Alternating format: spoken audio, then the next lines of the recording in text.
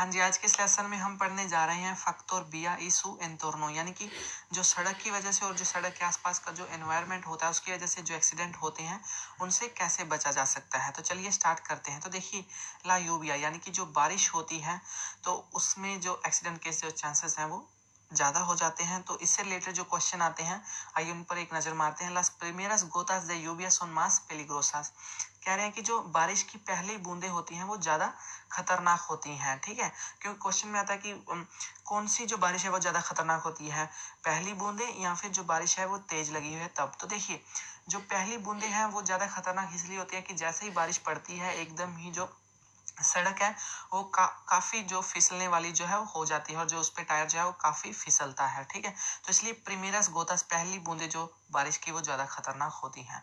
ठीक है, दूसरा क्या होता है, डिसमिनुएला अधेरेंसिया, जो अधेरेंसिया है वो कम हो जाती है। अधेरेंसिया क्या होती है, टायर की सड़क पर पकड़। ठीक है, तो टायर की सड़क पर पकड़ जो है वो कम हो जाती है, यानी कि टायर फिसलना स्टार्ट हो जाता है। ठीक है, क्योंकि नॉर्मल तौर पर टायर इतनी जल्दी फिसलता नहीं है, लेकिन बारिश में सड़क गीली हो जाती है तो इसलिए वो फिसलना स्टार्ट कर देता है। तो ठीक है, तो अधेरेंसिया क्या हो जाती है, कम हो जाती है। से reduce la visibilidad, और विजिबिलिटी भी कम हो जाती है। विजिबिलिटी क्या होता है, दिखाई देना, तो कम दिखाई देता है। और aqua प्लानिंग, तो देखिए aqua प्लानिंग क्या होती है, तो देखिए जैसा ही मान लीजिए आप अपनी बारिश पड़ रही है और सड़क पर जो है पानी इकट्ठा हो गया है और आप तेज स्पीड में चल रहे हैं तो क्या होगा, L न्यूमाटिको pierde el contacto con el pavimento, यानी कि जो टायर है वो सड़क के साथ कांटेक्ट जो है वो खो देगा। debido que hay mucha agua en la calzada, क्योंकि कलसादा पर बहुत ज्यादा पानी भरा हुआ था और क्या हो जाएगा, टायर जो है आपका फिसलता काफी देर तक आगे जाएगा।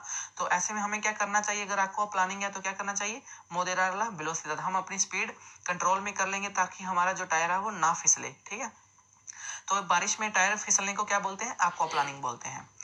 उसके अलावा los frenos pueden perder eficacia temporalmente, कह रहे हैं कि जो ब्रेक्स होती हैं क्योंकि बारिश में वो गीली हो जाती हैं, ठीक है, टायरों में ही होती हैं, तो वो क्या हो सकती है, वो अपना प्रभाव जो है वो खो देगी, टेम्परेरी वो काम करना बंद कर देंगी। तो इससे बचने के लिए हमें क्या करना चाहिए, debes en cuando pisarlo suave y ligeramente, जब बारिश हो हम धीरे धीरे अपनी ओर से ब्रेकें धीरे धीरे लगाते रहें, चाहे जरूरत भी ना हो तो भी धीरे धीरे हम जो ब्रेक है वो लगाकर चेक कर सकते हैं कि ब्रेक जो है वो लग रही है।